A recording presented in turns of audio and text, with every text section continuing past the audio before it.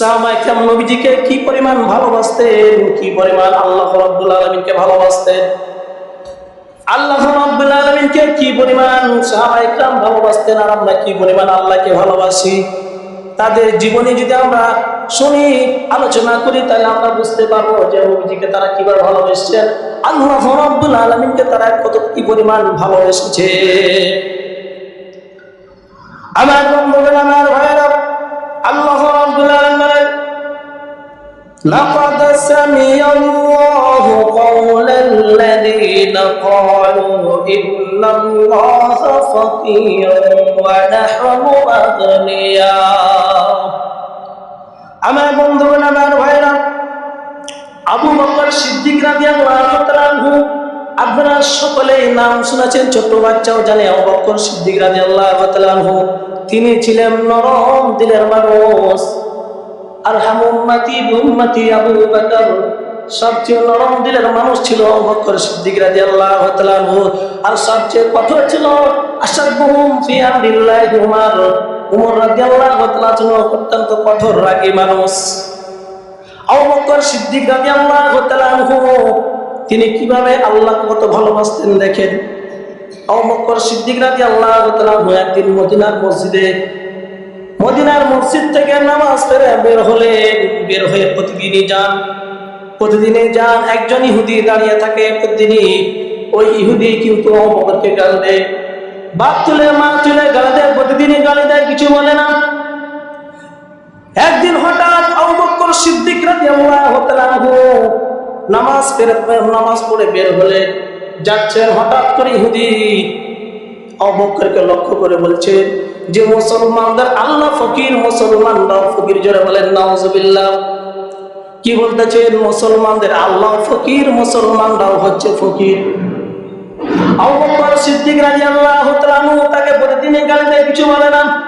যখন বলেছে মুসলমানদের আল্লাহ ফকির, মুসলমানরা ফকির, যখন আল্লাহ তুলে গালি দিয়েছে, আবু বকর সিদ্দিক রাদিয়াল্লাহু তাআলা আনহু আর নরম থাকে নাই, সঙ্গে সঙ্গে রিটার্ন চলে আসলো। ফেরত চলে আসার পরে বেটা ইহুদির গালের মধ্যে কষে একটা থাপ্পড় দিয়েছে, 5টা আঙ্গুল বসে গেছে। ইহুদি কিন্তু তখন কি করলো, যখন থাপ্পড় দিয়েছে ইহুদি, তখন নবীজির দরবারে চলে গেল। যাওয়ার পরে বলছেন যে হে মুহাম্মদ, ইহুদিরা তো নবীদেরকে সম্মান দিবে না। দেখবেন সমাজের মধ্যে কিছু মানুষ হুজুরদেরকে সম্মান করে না, ডাক দেয়, মনে হচ্ছে আর কিনা গোনা, আর সম্মান দিয়ে সালাম দিয়ে কথা বলে, আছে না নাই? আমার বন্ধুগণ, আমার ভাইয়েরা, ওই ইহুদি এসে বলছে, হে মুহাম্মদ, তোমার সাথী আমাকে মেরেছে, দেখো আমার গালের মধ্যে 5টা আঙ্গুল ফাঁক বসায় দিয়েছে। কে মেরেছে? বলছে আবু বকর। তোমার মনে হয় কোনো ভুল হয়েছে। আবু বকর কোনো মানুষকে মারার কোনো বান্দা না, এটা আমি পশ্চিমকালে বিশ্বাস করতে পারি না যে আবু বকর মেরেছে, মনে হয় উমর মেরেছে, তুমি চিনতে পারো নাই। বলছে না, আবু বকরই মেরেছে, আমি আবু বকরকেও চিনি, উমরকেও চিনি, আবু বকর মেরেছে। সাহাবায়ে কেরামদেরকে ডাক দিয়ে বললেন, দেখো তো আবু বকর কোথায় আছে, তাকে নিয়ে আসো। সাহাবায়ে কেরাম চলে গেলেন, দেখলেন আবু বকর সিদ্দিক রাদিয়াল্লাহু তাআলা আনহু এক জায়গায় বসে আছেন। ডাক দিয়ে বলছেন, আপনাকে রাসূল সাল্লাল্লাহু আলাইহি ওয়াসাল্লাম এই মুহূর্তে ডেকেছে। আবু বকর সিদ্দিক রাদিয়াল্লাহু তাআলা আনহু চলে আসলেন। আসার পরে বলতেছেন যে হে আবু বকর, তুমি কি এই ইহুদিকে আঘাত করেছো, তার গালে থাপ্পড় মেরেছো? আবু বকর সিদ্দিক রাদিয়াল্লাহু তাআলা আনহু মিথ্যা বলবেন? সিদ্দিক কোনদিন মিথ্যা বলেন নাকি? মিথ্যা বলেন না। सिद्दीक तेरा नाम से इस्लाम रहेगा, दुनिया की सदाकत में तेरा नाम रहेगा। আর যিনি সিদ্দিক হবেন তিনি কখনো মিথ্যা কথা বলতে পারেন না, আর যিনি সিদ্দিক হবেন আল্লাহ রাব্বুল আলামিন তাকে কখনো সিদ্দিক দিতে পারে না, কারণ সে কোনোদিন মিথ্যা কথা বলে না। ছোট থেকে মায়ের গর্ভ থেকে ভূমিষ্ঠ হওয়ার পর থেকে কোনোদিন মিথ্যা কথা বলে না। আবু বকরকে জিজ্ঞাসা করছে, তুমি কি তাকে থাপ্পড় মেরেছো?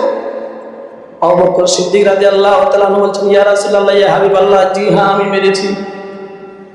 কি জন্য মেরেছো? আবু বকর সিদ্দিক রাদিয়াল্লাহু তাআলা আনহু ডাকতে বলছেন, ইয়া রাসূলুল্লাহ, ইয়া হাবিবাল্লাহ, প্রতিদিন আমি মদিনার মসজিদ থেকে, আপনার মসজিদ থেকে আমি নামাজ পড়ে প্রতিদিন যাই।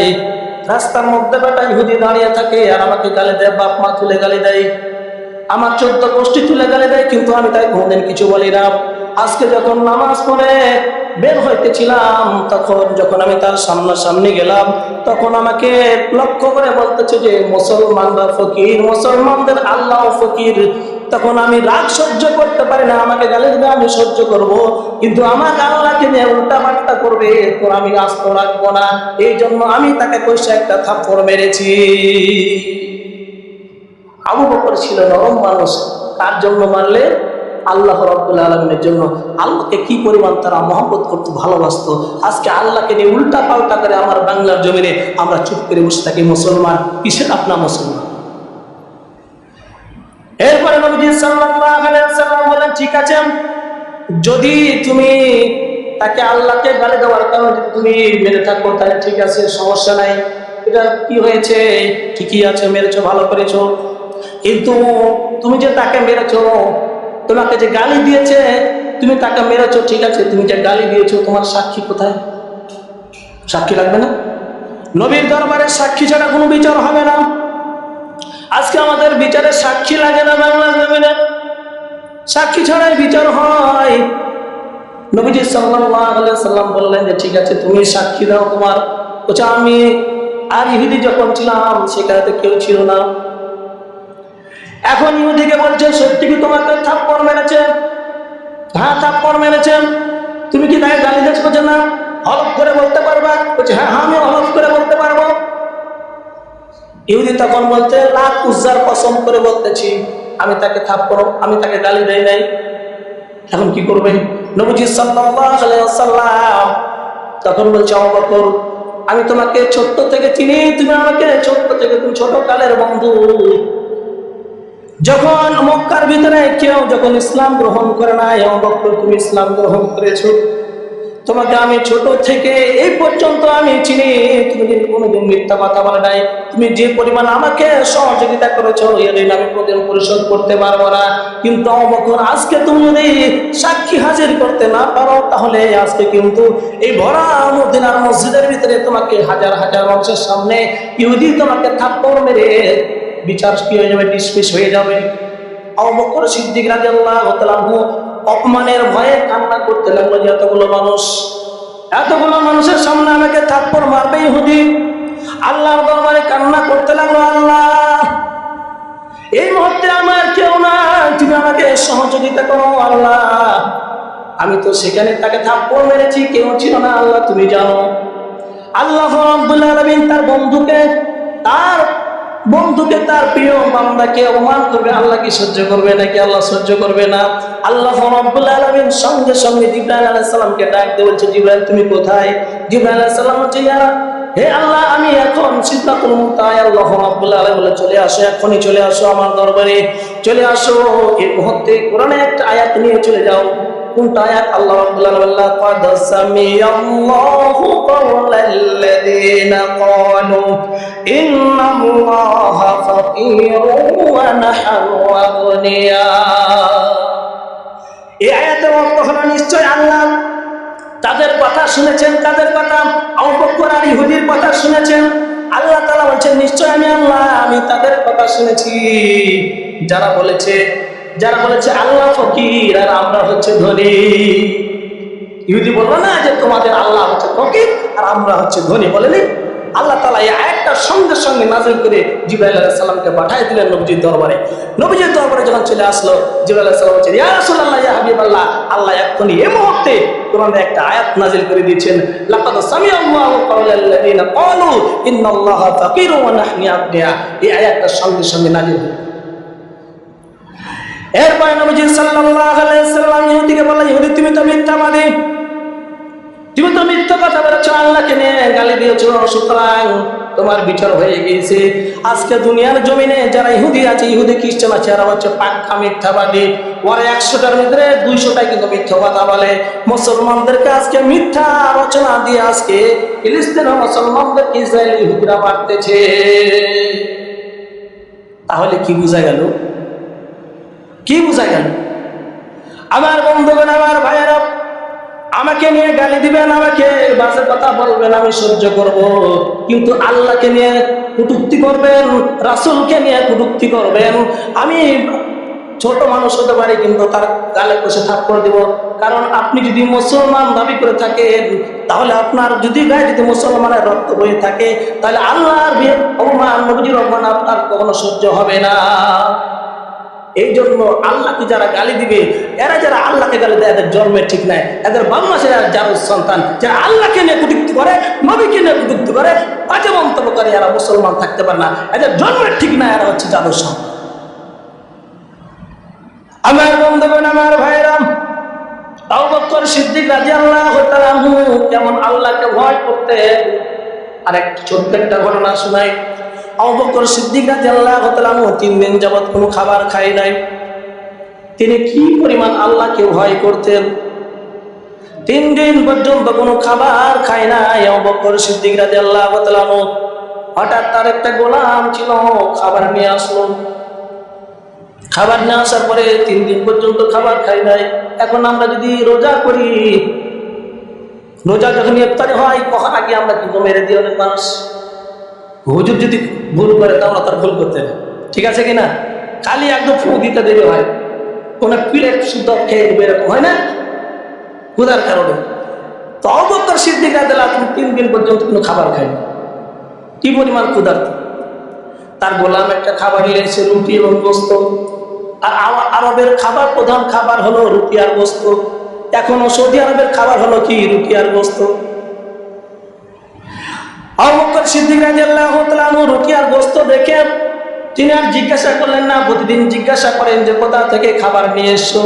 আবু বকর সিদ্দিক রাদিয়াল্লাহু তাআলা আনহু ওই খাবারটা নিয়ে সঙ্গে সঙ্গে খেয়ে ফেললেন এক লোকমা।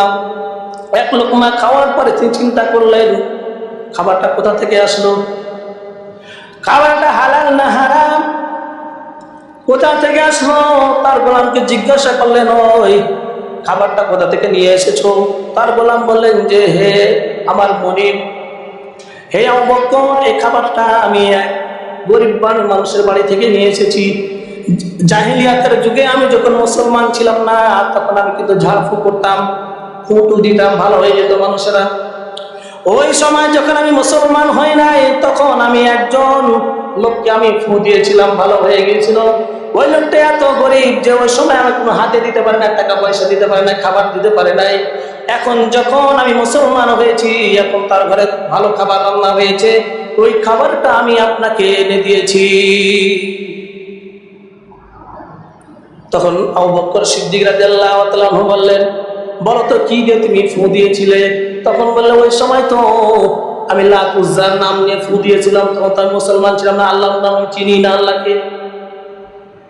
আবু বকর সিদ্দিক রাদিয়াল্লাহু তাআলা আনহু বললেন, তাহলে তো খাবার হারাম। যেহেতু তুমি লাত উজ্জার মূর্তির কথা বলে তুমি ফু দিয়েছো, খাবার খাওয়া আমার জন্য হারাম। নবীজি সাল্লাল্লাহু আলাইহি ওয়াসাল্লাম হাদিসের মধ্যে বলেন, লা ইয়াদখুলুল জান্নাতা জাসাদুন গুযিয়া বিল হারাম, যে শরীরটা হারাম দ্বারা পরিপালিত হবে, ওই শরীরটা কখনো বেহেশতে প্রবেশ করবে না। আবু বকর সিদ্দিক রাদিয়াল্লাহু তাআলা সঙ্গে সঙ্গে বলল, খাবার সরাও আমার কাছ থেকে। খাবার সরিয়ে দিল, এরপরে আঙ্গুল দিয়ে মুখের মধ্যে আঙ্গুল দিয়ে আঘাত করতে লাগলো, কিন্তু খাবারটা উঠে আসে না, বমি হয় না। অনেকগুলো পানি পান করলেন। পানি পান করার পরে আবু বকর সিদ্দিক রাদিয়াল্লাহু তাআলা আঙ্গুল ঢুকাই দিলেন। ঢুকাই দেওয়ার পরে যখন বমি হলো, খাবারটা যখন বেরিয়ে গেল, তখন সঙ্গে সঙ্গে বলে, আলহামদুলিল্লাহ, এখন আমি ক্ষুধার্ত কিন্তু আমার ঈমান আছে। এতক্ষণ আমি ক্ষুধার্ত ছিলাম না, আমার পেটে হারাম ঢুকেছিল, আমার পেটে আর হারাম না। এক লুকমা খাবার ভিতরে চলে গেছে হারাম, এই জন্য খাবারটাকে বের করে ফেলে দিয়েছে। আজকে আমাদের কোথা থেকে আসছে টাকা, কোথা থেকে আসে পয়সা, কোনটা হালাল আর কোনটা হারাম আমরা তোয়াক্কা করি না। হারাম যদি আপনার পেটে থাকে, আমার পেটে, আমি হুজুর যদি আমার পেটে থাকে হারাম, আমি কখনো জান্নাতে যেতে পারবো না। আপনার পেটে যদি হারাম যদি পরিপালিত হয়ে থাকে আপনার শরীরটা, আপনি জান্নাতে যেতে পারবেন না। এই জন্য হালাল খাবার খেতে হবে। হালাল আল্লাহ রাব্বুল আলামিন দিয়েছেন, সেখান থেকে আমাদের হালাল খাবার খেতে হবে। আমরা কি পরিমাণ হারাম খাবার খাই একটু চিন্তা করে দেখেছেন? তো এত দোয়া করে দোয়া কেন কবুল হয় না ভাই? দোয়া হবে কি হবে? আপনি তো হারাম খাচ্ছেন, আমি তো হারাম খাচ্ছি। আমার বন্ধুগণ, আমার ভাইরাম, এই জন্য হারাম থেকে আমাদের বিরত থাকতে হবে। আমরা যদি হারাম থেকে বিরত থাকি, আল্লাহ রাব্বুল আলামিন এই হারাম থেকে বিরত থাকার কারণে আল্লাহ রাব্বুল আলামিন, আপনি যদি হালাল খাবার খেয়ে থাকেন, অল্প যদি খাবার খেয়ে থাকেন, ওখান থেকে অল্প খেয়েছেন, আল্লাহর ইবাদত করেছেন, আল্লাহ রাব্বুল আলামিন আপনাকে জান্নাত দান করবে। এই জন্য হালাল খাবার খেতে হবে, হারাম বর্জন করতে হবে। দোয়া যদি কবুল করাতে চান, হালাল খাবার খেতে হবে। নামাজ ইবাদত কবুল হয় না কেন? এই জন্য কবুল হয় না, আমার নামাজ পড়ি কিন্তু আমার নামাজ কবুল হয় না। নামাজ পড়ি তবু সিনেমা দেখি, নামাজ পড়ি তবু আমি খারাপ কাজ করি, নামাজ পড়ি তবু আমি জেনা করি, নামাজ পড়ি তবু আমি চুরি করি, নামাজ পড়ি অন্যায়ের জমি আইল ছেড়ি, আমি নামাজ পড়ি অন্যায়ের টাকা আত্মসাৎ করি। কারণ আমার নামাজের ভিতরে আমার ইবাদতই কবুল হয় না, কারণ আমার ভিতরে হারাম ঢুকে আছে। তাহলে তারা কি পরিমাণ আল্লাহকে ভয় করতো, যে কাল কিয়ামতের ময়দানে যদি আমি আবু বকরকে যদি আল্লাহ তাআলা জিজ্ঞাসা করে যে হে আবু বকর, তোমার পেটে এক লোকমা হারাম দিয়েছে, এক লোকমা হারাম দিয়েছে।